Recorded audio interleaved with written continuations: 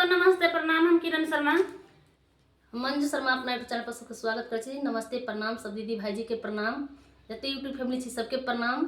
और हम दोनों देवरानी जेठानी जा रहल छी बहुत प्यारा सा बहुत दर्दनायक गीत गावे जा रहल छी बेटा विवाह के। बहुत सुंदर गीत छे, अहाँ सब जरूर सुनब, कमेंट करके जरूर बताएब गीत केहन लागल नहीं लागल।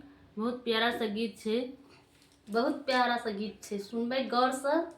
की कहे छथिन उनकर साउस, की पूछे दुल्हा सब कहे छथिन कौन ने कियरिया में लौंग इलायची के, कौन ने कियरिया दुल्हा ठार है। बहुत सुंदर गीत छे, अहाँ सब फुल वॉच करके जरूर सुनब, कमेंट करके जरूर बताएब गीत केहन लागल। कौन ने कियरिया में लौंग इलायची की, कौन कियरिया में हरी गाछ है, कौन कियरिया में लौंग इलायची की, कौन कियरिया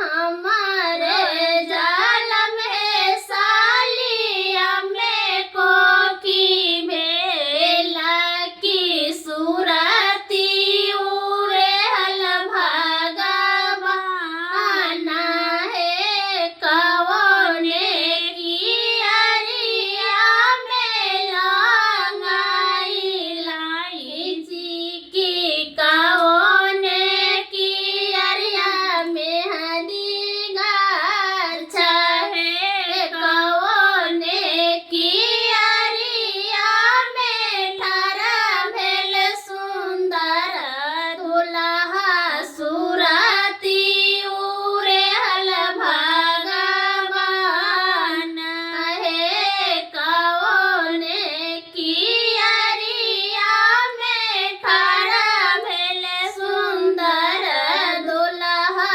सुरती उरे हल भगवान। देखियो कते सुंदर गीत छै।